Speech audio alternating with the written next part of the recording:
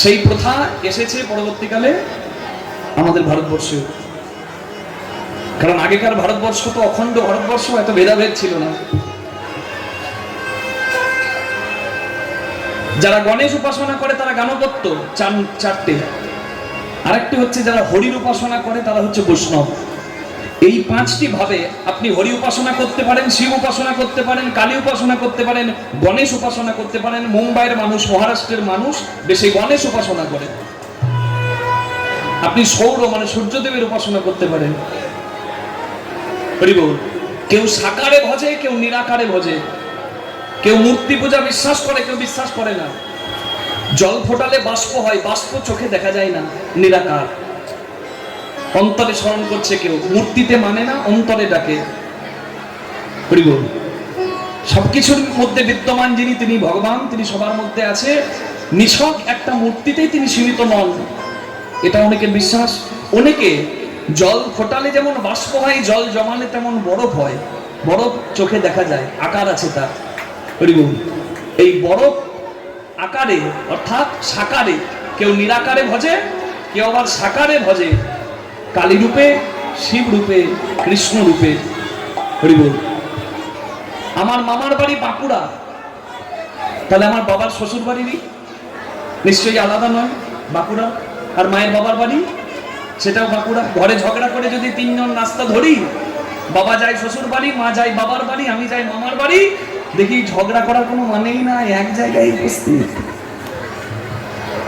হরি বল। যে যার নাম ভালোবাসে, যার যে নাম করলে ভক্তি আসে, সে সেই নামই করবে। হরি বল। আপনার শিব বলতে যদি নয়নে অশ্রু আসে, প্রেম আসে, আপনি শিব বলবেন, আপনার দরকার নেই কৃষ্ণ বলার। আপনার যদি কৃষ্ণ বললে নয়নে অশ্রু আসে, আপনি কৃষ্ণ বলবেন। চৈতন্য চরিতামৃতের মতে পরিষ্কার করে বলা আছে, সর্বদেব দেবীর দুয়ারে যাও, না হও তৎপর, সর্বত্র মাগিয়া লও কৃষ্ণ প্রেম ভক্তিবর। যে কৃষ্ণ নাম করে সে কালী মন্দির যাবে না, শিব মন্দির যাবে না, কোথায় বলা আছে যাবে না, সব জায়গায় যেতে পারে। তোমার যদি কৃষ্ণ প্রেমী নিবাদ থাকে, তুমি মহাদেবের কাছে গিয়ে বলো, হে মহাদেব, তুমি তো বৈষ্ণব শ্রেষ্ঠ, বৈষ্ণবের কৃপা না পেলে হরি ভজন হয় না, তুমি আমায় কৃপা করো যেন আমি কৃষ্ণ ভজন করতে পারি। নিতাই গৌর হরি হরি বল।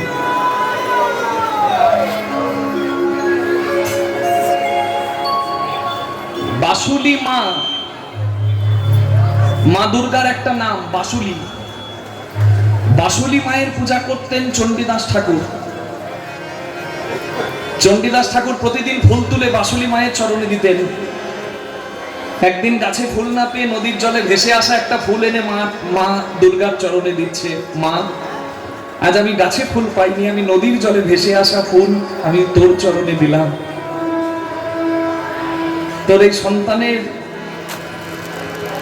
এই পুষ্প তুই গ্রহণ কর। বাসুলি মা বলে, চণ্ডী ওই ফুল আমার চরণে দিস না বাবা, তাহলে আমার অপরাধ হয়ে যাবে। চণ্ডী ঠাকুর অবাক হয়ে গেছে, সারা জীবন মা ছাড়া কিছু জানে না। মায়ের কাছে হাত জোর করে বলে, মা আমি ফুল পাইনি গাছে, আমি নদী থেকে ফুল কুড়িয়ে এনে তোর চরণে দিলাম, তুই নিবি না, আমি অপরাধী হব কেন মা? বলে, এই ফুল এমন একজনের চরণে নিবেদিত হয়ে গেছে, এই ফুল নেবার অধিকার আর আমার নেই। চণ্ডী ঠাকুর বলে, সে কে মা?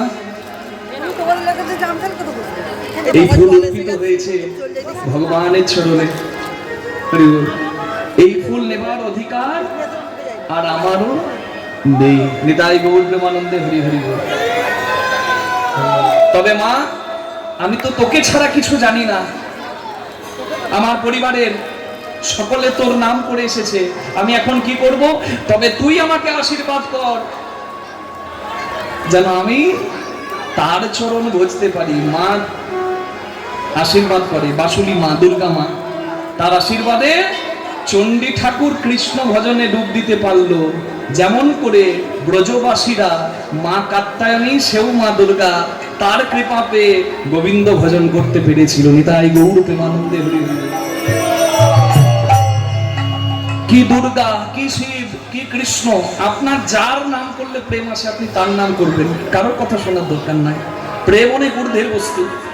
ভক্তি যার ভগবান তার, সর্বশাস্ত্রে কয় ভক্তি না থাকিলে ভগবান দেখিলেও কি হয়। ভক্তি বড় মূল্যবান সম্পদ। হরি বল। ভক্তি আসে কখন?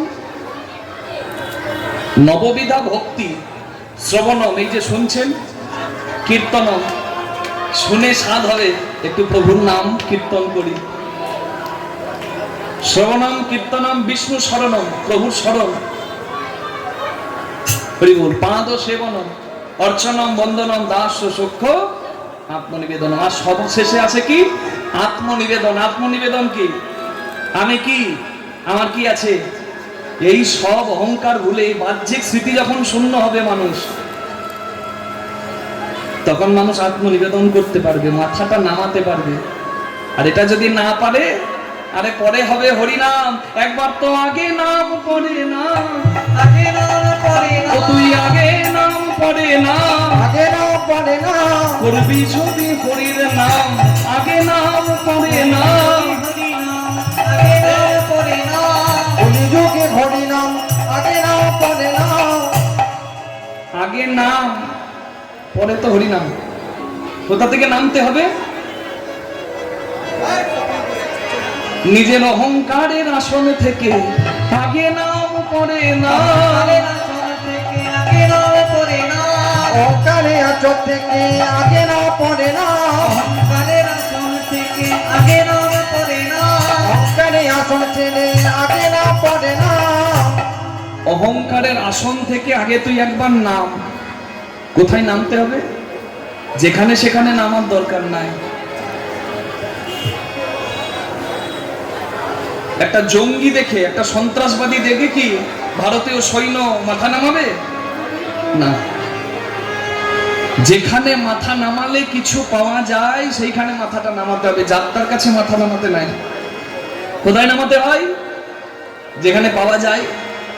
যার আছে কিছু সে দিতে পারবে কিছু, যার নাই সে কি দেবে? হরি বল। রাধে। তাহলে সেইখানে মাথা নামাবেন যেখানে কিছু পাওয়া যাবে। হরি বল। কীর্তনের আসরে অনেকে আমাদেরকে প্রণাম করতে আসে, মা আমাদের দেবার কিচ্ছু নাই। আমাদেরকে আপনারা যারা মাতৃতুল্য পিতৃতুল্য তারা যদি প্রণাম করেন, আমরা তো অপরাধী হব, আমরা তো সন্তান। মাথা নামাবেন কার কাছে? যার আছে সে দিতে পারবে। তারা কারা জানেন? জগতে প্রশাসন আছে, সৈন্য আছে ভারত মাকে রক্ষা করার জন্য, আর সাধু আছে বিশ্বকে রক্ষা করার জন্য। নিতাই গৌর হরি হরি বল।